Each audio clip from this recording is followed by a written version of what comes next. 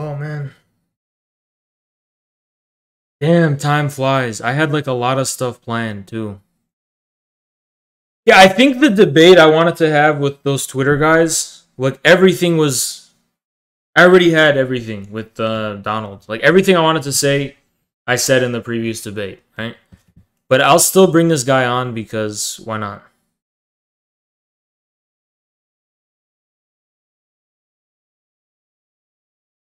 Is there an alliance between Marxists and Flat Earth? Yes.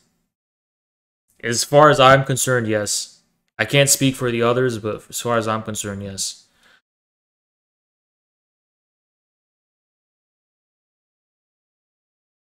Just as far as I'm concerned.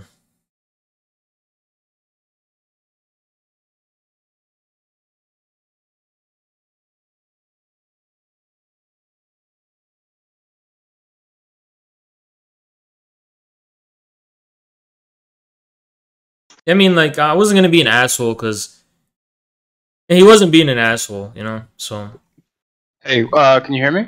yeah. What's up? Yeah, did you watch the previous debate? Yeah, I was watching you guys. Yeah. So everything I wanted to say pretty much was there. So you have like Yeah, you know, yeah. So in the show, in the come on show requests, I had asked about one of my friends had wanted to come on and talk to you about like, I was actually the whole cope meme. I was the one who asked that in chat what your opinions on Cockshott were. And I wanted to come on at some point. Who else wanted to come on? His name was John Wakefield at some point. I think it's like labor aristocracy believer or something at this moment. But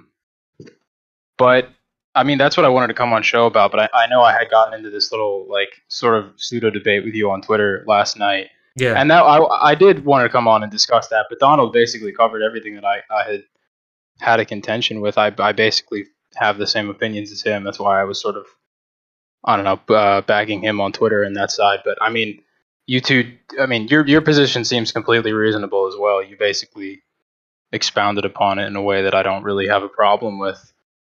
And I still did want to come on at some point, but to discuss something else, you know, entirely. So I don't know if you weren't ready for that. What else? What else did you want to discuss? Well, I did want to come on and talk about like Cockshott. Yeah, sure. Like so, okay, I'm gonna give you something here. I do have firm positions, as far as Soviet-style central planning in general. But one of the things with here is that it's one of the things where I'm open to being persuaded. Does that make sense? Like, I am not that familiar with Cockshott's proposals, so I also have questions in a way. Yeah. You know? Well, this actually is a really good point for me because I had actually wanted to come on and ask you the main thing that I wanted to come on and ask you about, like the one thing that I had really wanted to nail when I got on here was first to ask you, like, what are your problems with him? Because you said he was cock cope, which, you know, is funny meme. Yeah. You know, I say it all the time now, cock cope. But I figured it had either to do with one of a few things. His rejection of Hegel in favor of sort of a Platonic model, I guess, or his empiricism. Those were honestly the only two things that I had figured you might have a contention with. Obviously, that was what I wanted to ask you. So the reason I think it's a cope, and I don't. And by the way, I'm a little stupid. Yeah. So just to be clear with you, I'm not dogmatic on the question of Cockshott's ideas, but I do have questions that I wonder if he would be able to answer. Is all right. So So the reason I called it cock cope is because it's very clear to me that everyone understands this, right? That there was a crisis of Soviet-style central planning in China and everywhere in the 70s and the early 80s, in all communist states, right? Vietnam and elsewhere, and so on and so on. And this model was not sustainable if these countries wanted to continue to maintain rates of growth that would rival the West and the capitalist countries and also compete with the West, right? Right. So, to me, it seems like Cockshott's way of trying to solve the problem is like it's a cope, right? It's an attempt to put a Band-Aid on a fundamentally condemned system. Well, you know what? This is where I think the contention arises, because Cockshott is actually in favor of a cybernetic model, and you talked about Allende's Chile. This is what they implemented with Cybersyn, and Cockshott, is obviously no stranger to this. It's something he talks about a lot. He talks about the cybernetic model of feedback when it comes to planning the economy, and the main problem Cockshott talks about with sort of the Soviet style, OGOS, all this, Gosplan. It's pen and paper. It's not. They rejected computers for. I'm not sure of the reason they did this. I think it had something to do. I know that they were outvoted in some committee decision, but they had sort of rejected the use of computers when it came to economic planning, and this was sort of their downfall to me, and I think a lot of other people who advocate for basically what Cybersyn was. And Cockshott talks about this, specifically the relation of computers to a technological development in the forces of production, was that supercomputers, huge databases, it's a couple other things. He talks about them specifically. Supercomputers, giant databases, the internet, and electronic payment cards specifically are all factors that help sort of the socialist project overcome exactly the failures of Gosplan, OGOS, all the other sort of economic planning, even East Germany, but I'm not too familiar with that. Even though they were a little bit more efficient, I think they still did the sort of pen and paper type thing that was the downfall of the Soviet economy. Well, not economy, but system. Yeah. So I read also Rudolf Bahro. You ever heard of that guy?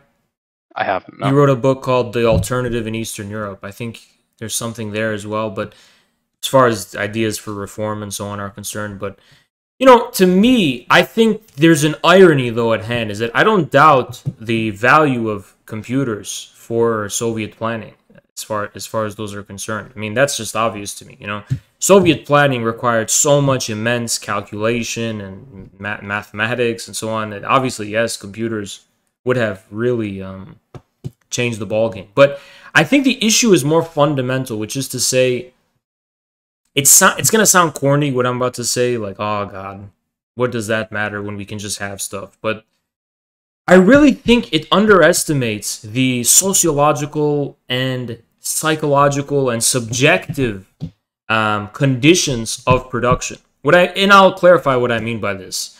Now, complete planning of the economy would have had a huge sociological implication within the Soviet Union. It would have completely upset the economic order, right? Economic order isn't just the utilitarian way in which the whole population is fed, but it's how there's a kind of social contract between people and the state. How do the people enter into a social contract with the state on the basis of being given some kind of economic means of production, right?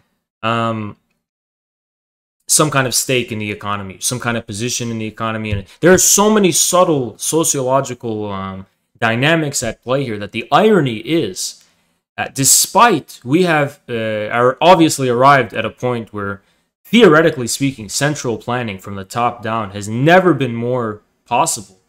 At the same time, these kinds of spontaneous consumer dynamics, which actually determine and orient the forces of production through information, through this kind of decentralized signals of information. It's like the two opposites confined. On the one hand, at the level of the technical means of production, everything is totally centralized and whatever. But at the level of the actual information and signals which determine what gets produced and why what gets produced, like the cultural trends and all these kinds of things, that seems to be happening at a level that can't be predicted by computers. You're right. No, so what basically the thing I like about Cockshott and why I find him specifically inspirational is that he develops, probably more so than anyone else I know in existence, the idea of Marx's labor vouchers and the idea of a consumer market for consumer goods wherein he talks about this specifically in Towards a New Socialism, I think, and in his doctoral thesis. The idea that there can be, like, let's say you have a coat, and it's worth, like 1 labor hour. If it's not selling, the production plan shifts to make it cost, I don't know, say 45 minutes, or 3/4 of a labor hour. So in a way, it functions almost like a consumer market, but using labor time as the quote unquote currency, and with the production plan being so centralized. I don't like saying centralized, because when it comes to cybernetics, it's the distinction. The point is to get rid of the distinction between central and decentral. But the central plan, it's not. The central plan doesn't allocate the factors of production based on exchange. It just allocates things to where they're needed. So the production plan is adjusted based on what is and what isn't quote unquote selling. I think this is like a key development by his that I think solves a lot of the issues people have with, like, oh, well, what's wanted, what's not wanted. Rather, and he has his critiques of, like, the subjectivists and Austrians, but that's not, we're not getting into that. But I think it applies to both scenarios. I think this is what you were talking about. Yeah. I have a really bad ADHD brain, and I'm not writing this down. Yeah. So I get what you're saying. Like his, it's not just that a plan is drafted before the fact and then executed. It seems exactly. Like the Cockshott system is one, and this is something I knew beforehand, but have kind of been sloppy and remembering and stuff. But it's actively responding to changes and what is being sold and what's not being sold. And no, exactly. Yeah. That's exactly the value I find in cybernetics. The whole point of the cybernetic model is the feedback. Yeah, exactly. That's what I find so fundamentally groundbreaking about cybernetics and their implication for the socialist project. And I'm personally really excited to see how this develops in China. I think they already implement some elements of not specifically Cockshott's, but of cybernetic planning. I know he's done work with a lot of institutions over there. That is if he's doing work with institutions in China, that is. I know he's done one thing. I know of it. I forget the name. I'm a little stupid. But he did go over there in conference with a few. I don't remember what it was. Here's a question I have. So, in terms of being able to account for what does get produced, for example, how are resources, if we don't know, like, it's going to be based on, like, if things aren't selling, then it orients. If it's selling, then it orients the production that goes into it. But isn't there an element of contingency where a certain amount of resources, a certain surplus, has to be kind of undecided, because you don't know where will the creative element of the production of goods and the production of enterprises and manufacturing methods, like, where does the creative aspect happen in this system? Like, not so once we get to the level of, like, what gets sold and what doesn't get sold, that seems to, like, presuppose the inputs of production. But the inputs of production are constantly being revolutionized on the basis of creativity. For example, cultural trends, right? This sounds like stupid, naive, kind of like, 5-year-old liberal free market idea, but someone makes a nice product and sells it. How are they allocated the resources to be able to succeed or fail in the first place, to create a product? Right. So this is also the problem that I think maybe you have this problem, but I definitely do.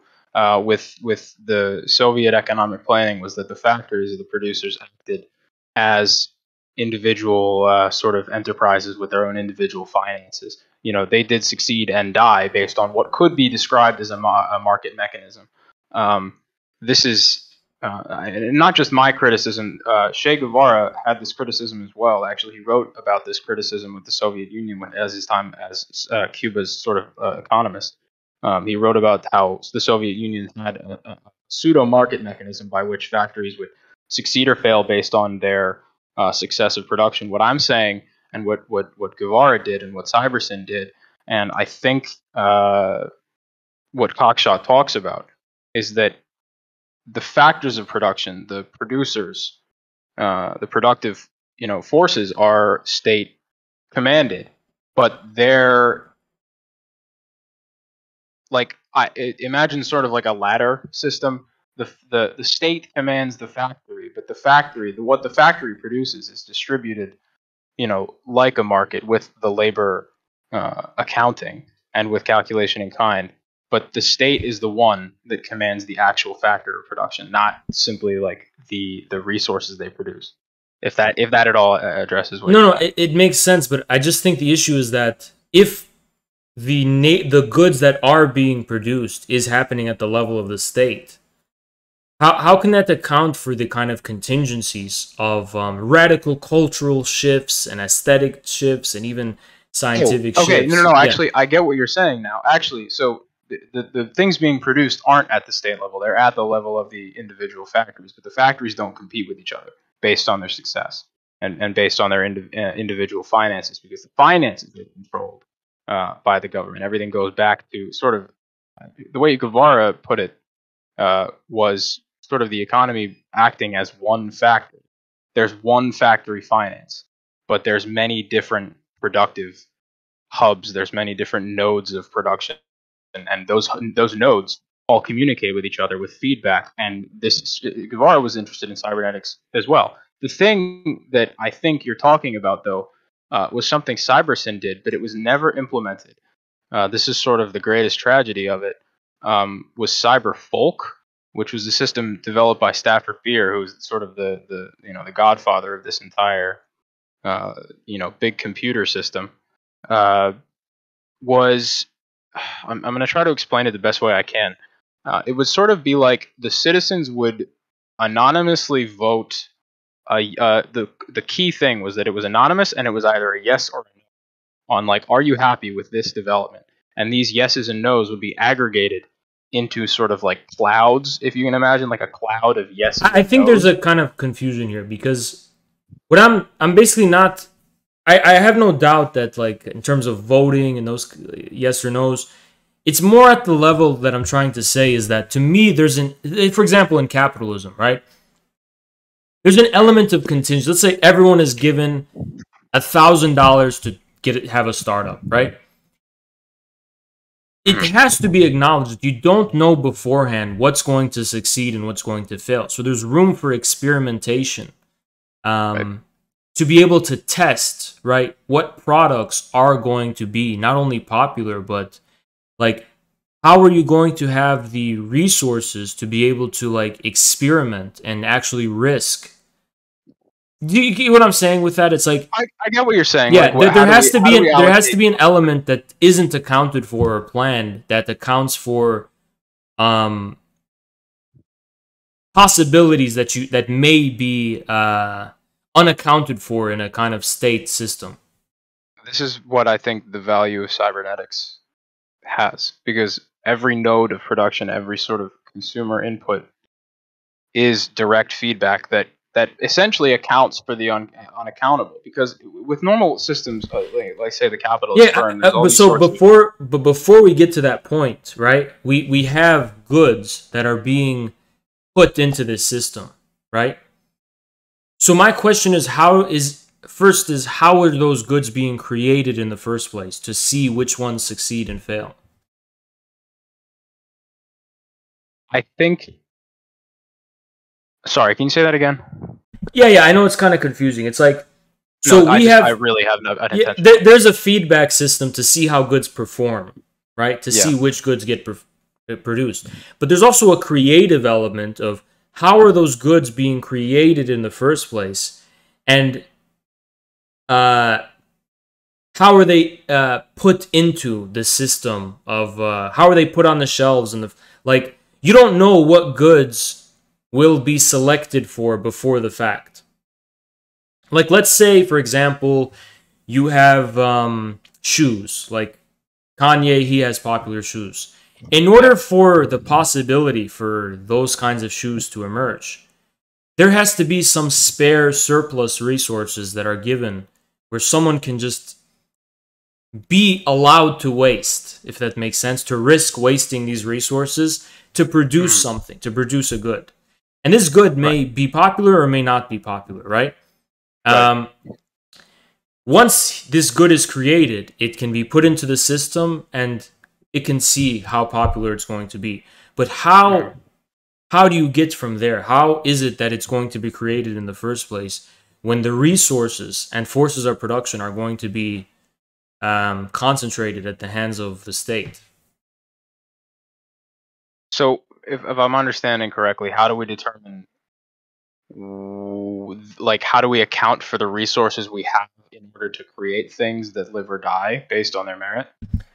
Yeah, how are things designed and created in the first place? Because I know that corporations, for example, they already try to centralize the design process already, right?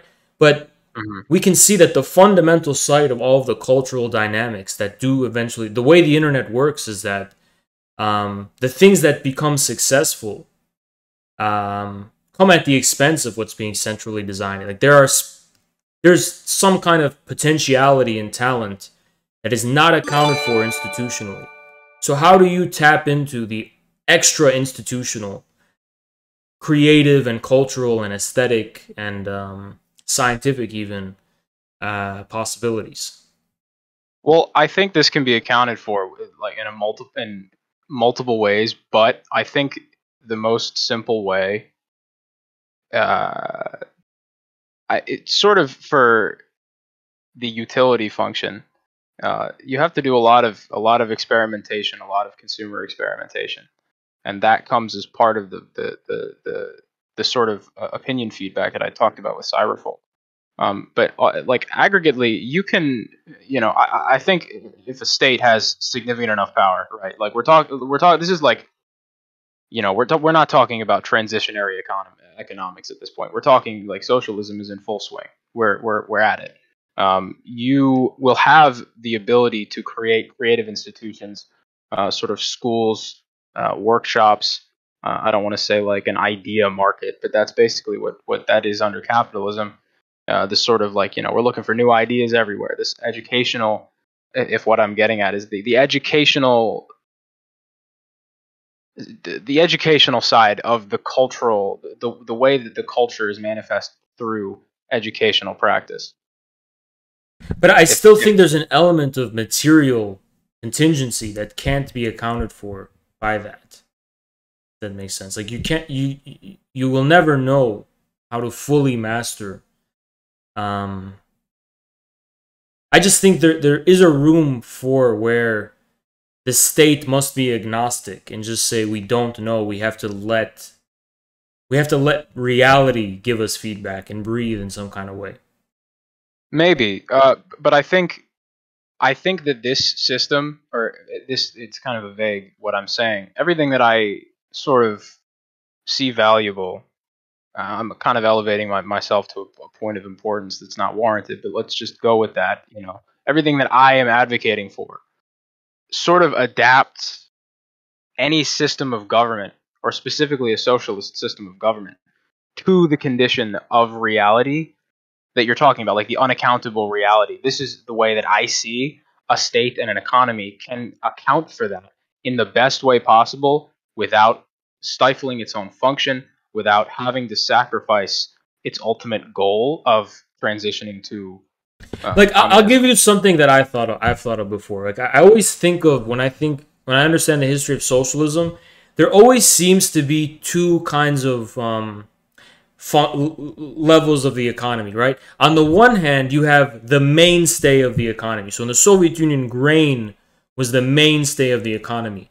Before you knew what you were going to do in terms of industry and so on, there's no contingency at the level of grain.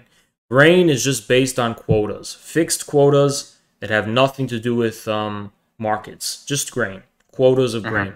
Then with the grain, you are given a level of freedom and contingency with which to do with industry. Then in China, I think it was the Soviet Union, it was steel was the mainstay. And then in China, I think there was a critique of that. But there's always a mainstay, right?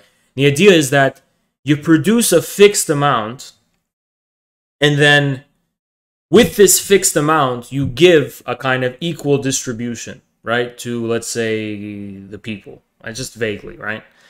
Right. Then the most successful among them, you continue to give them more in terms of feedback, and then less, right? In terms of like building up their enterprises and their goods and all that. And then this way, since you're always giving a kind of basic income of resources, it will never happen that there will be like a monopoly that ensures, because the possibility will always be there that people have enough to start out with to be able to I kind of get what you're saying. You get what I'm saying? Like, I just think... Yeah, like there's some things that aren't like that. How do you account for that? Yeah, so to me, it's like, I just wonder, where in Cockshott's system do you have this kind of blank check where the state doesn't know what's going to happen, but is giving people the resources and the freedom to do that? Does that make sense? Kind of, yeah. So I'm not exactly sure where he talks about this, but I know that he does. I think my biggest confusion is that I'm at least familiar with how he elaborates on this. So I couldn't really say much more than I would read more of him. But I think he does talk about innovation in certain, not firms, but certain nodes of production. Beyond that, I'm really like struggling to try to answer your question. Yeah, that's fine. John Wakefield, the whole point is to deal with the disturbances. John, I'm not really talking about disturbances. Thank you, Frogan, for the raid, by the way. Thank you so much. Yeah, like I didn't think you were talking about disruptions in the economy or how do you account for new things, but I'm also not sure what you were talking about. It's more about like, how do you account for the material basis of how things are being produced and why they are being produced in the first place. Cybernetics is sensitive to consumer variation and choice. Yeah, John, I know, but the question is, so the variation in choice is between a finite number of consumer goods. How do you determine what goods become available to choose from in the first place? Well, that's something that's being determined at the level of a contingency. Someone's taking a risk to make a failed product. I think I get what you're saying now. So the way that IND did this under the transition was they just used consumer indices from the previous government. You know, like we're not. This I think is something that you would appreciate, is that you're not just building this out of nowhere. You're not coming out of thin air. You have to build upon a base. You can use the documentation and the indices from the previous sort of system or government that you are building upon to see, okay, well, what do people need in general in certain areas? How do we consistently provide for that? In the meantime, we cybernetically implement feedback into production moving forward. The primary goal should be to just maintain what was, or at least try, because assuming you've already won, an immediate reduction, at least slightly, in quality of life or goods is a little expected. You've just had a revolution, or maybe you've had a peaceful revolution in the case of Allende, but you use the previous indicators to sort of maintain what was, and then you use cybernetic feedback to move forward. And you can account for new resources, you can account for new inputs, you can account for new products, you can account for new innovations, just because of the cybernetic feedback system. I think that's the value of it. I think that ultimately is the value of cybernetics, is you can account for anything and still maintain a direction. Well, I just think that this system would have to be made compatible or harmonious with the kind of wild information and just indeterminate signals of information that you see emerge on social media, and like cultural trends, just spontaneous like memes, I guess is a word to put it. Like, you'd have to be it had to be compatible with with that. And that's where I just am not really sure. Yeah, and you know that is why I think I thought it valuable to bring up Cyberfolk when I had sort of misinterpreted like my response, or I guess what you said in my first response. Because the this kind of memes, right? This kind of spontaneous internet information dynamics, they're not really about the level of yes or no, but more at the level of like creation. Like, how are things being? I get that. Yeah, how are things being created in the first place to be like liked or disliked, or you know what I mean? Yeah, I get that. I think you can. I think maybe a bit utopian of me, but I think you can account for this specifically. Because, I mean, like with a cultural revolution, this can become a practice. Like, you know, you have like, I don't know, maybe a kind of a stupid idea. I'm just like, you know, spitting shit right now off the top of my head, but like a national voting day. You know, like you know, you don't naturally take into account the trillions of different factors that can go into someone's subjective opinion when it comes to something. You just have a day where everyone goes out of their way to decide, you know, do I like this? Do I like that? And it doesn't have, and you know, maybe this goes back into the whole, you know, Among Us workplace meetings. You know, everyone's voting on everything, and I'm not too much of a fan of that. But I think it can be reduced enough to account for what you're talking about. This is the thing Cockshott talks about: people nationally voting on like economic production. I think that's a bit much. You know, like everyone voting on like how much steel do we need this month. I think that's a bit ridiculous. That's one of my biggest contentions with them. But I think you can reduce this to the cyberfolk level of, you know, you establish a national or sort of a cultural. I guess I'll basically say is that there's two distinctions to work with, and I'm just not really convinced. I don't think it's something. I mean, voting just seems, compared to how it works now, right? Just voting doesn't seem viable because it really is a kind of wild process, that the way it happens spontaneously. And I think spontaneity and contingency happens at the level of aesthetic indeterminacy, right? It's just this aesthetic level where you cannot really determine that scientifically or utilitarian manner. And to me, I think there's two primary distinctions to be drawn between like the scientific planning of production according to known needs, and then the level of aesthetic, but not just aesthetic, but also broader revolution in the forces of production, which also cannot be predicted or foreseen. But mainly at the level of aesthetics, it's like that really is a kind of wild place where it's like you don't know what people really want. It's like a Freudian sphere of desires, and like, you don't know what, you know what I mean? That's fair. I get that. All my response to this would be, because I think this is probably our biggest contention that I'm not, you know, read enough to debate about, is, you know, can you determine, you know, truly the wants, is, you know, I'm not ready to defend that position at all, you know. But all I would say is that I would encourage you to look into cybernetics, specifically the work of Stafford Beer, the brain of the firm and Designing Freedom, or what I would point you to, and anyone else curious. It's specifically that they have a function that looks to surrounding conditions and a determinate predefined goal. And in this case, it would just be, you know, the development of communism, whatever that happens to mean at the time. That will be the function. You know, that's what the purpose is, and I would just encourage, if you're not convinced, and I don't know if you will be, but that's what I don't know. Just my overall thesis, my view is that any system has to recognize the fact that it will never consolidate its material premises. And to me, the innovations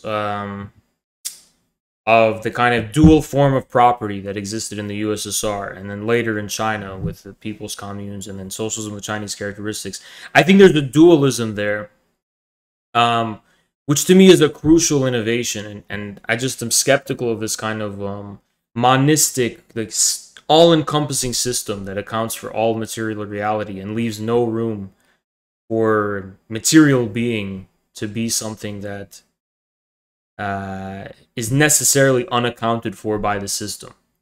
So I guess just on this more philosophical level, that's really why I'm kind of skeptical and hesitant to accept Cockshott. Like, to me,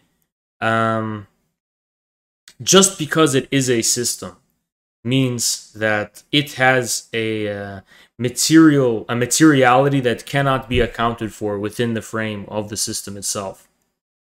Right, I get that. Yeah.